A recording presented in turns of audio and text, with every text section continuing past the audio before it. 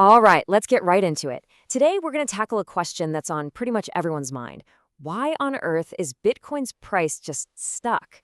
It seems complicated, I know, but we're going to break down the key forces at play so you can see exactly what's going on behind the scenes. After that huge drop a little while ago, the market just hit a wall. It's completely stalled out, just grinding sideways.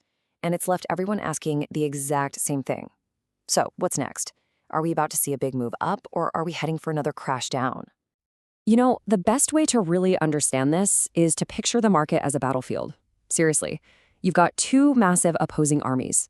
The bulls, who want prices to go up, and the bears, who want them to go down. And right now, they are locked in this brutal head-to-head tug of war. To really get a handle on why we're in this deadlock, we first need to understand the powerful case being made by one side.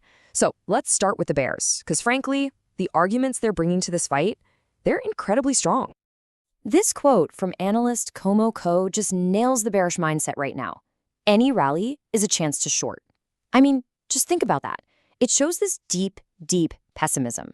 Any tiny price increase isn't a sign of recovery. It's just a golden opportunity to sell before the next leg down. So where does all this confidence come from? Well, it's not just a gut feeling. No way. The bears have a whole arsenal of technical indicators backing them up.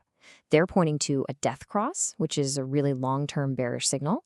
They're seeing MACD divergence, suggesting that upward momentum is just running out of steam. And maybe most importantly, they see super low volume on any price rally, which shows a critical lack of confidence from buyers. And just so we're clear, that death cross, yeah, it sounds ominous for a reason. It's a classic chart pattern where a short-term price average dips below a long-term one. And historically, that's often seen as a major warning sign that a pretty significant downtrend could be coming. Okay, so with all that evidence piling up, it sounds like an easy win for the bears, right? Well, not so fast. Every story has two sides. If you zoom in on what's been happening more recently, you'll see the bulls are absolutely not going down without a fight. In fact, they're staging a desperate and surprisingly effective defense. And this brings us to the bull's secret weapon, a key piece of evidence that analyst Sun Zhang pointed out. It's called the long lower wick. Now, I know it sounds technical, but the story it tells is actually really simple and really, really powerful. Think of it like a little action sequence.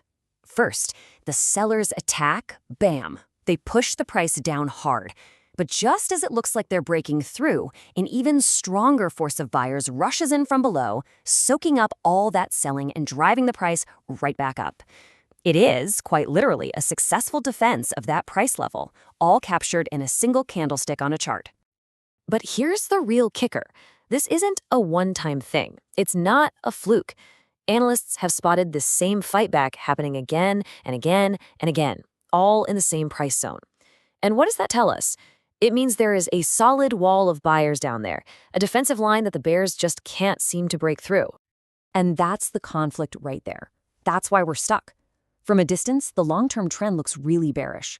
But when you get up close, the bulls are mounting this incredibly fierce defense. So let's pinpoint the exact battle lines where this whole fight is going down. All of this complex back and forth really boils down to a fight between two key levels. And we can use the Taiwan dollar as an example here. The bulls have basically built their defensive wall right around the 4,200 level. Every time the price even gets near it, they step in and buy. Meanwhile, the bears are pushing down from above with a heavy resistance ceiling at the 4,500 level. The market is just trapped between these two forces. So that leads to the big question, right? If both sides are this evenly matched, what on earth could break the deadlock? What kind of catalyst could give one side the final push it needs to win? Well, for that answer, analysts are suggesting we might need to look away from the crypto charts entirely. And there is one very specific date that everyone is watching, September 18th. That's the day the U.S. Federal Reserve announces its latest decision on interest rates. And this one event could have a bigger impact on the market than anything else we've talked about. So why does this matter so much? Well, it's pretty simple. The Fed's decision directly affects the flow of money all over the world. If they go with a tighter policy to fight inflation, capital could get pulled out of riskier assets, like Bitcoin.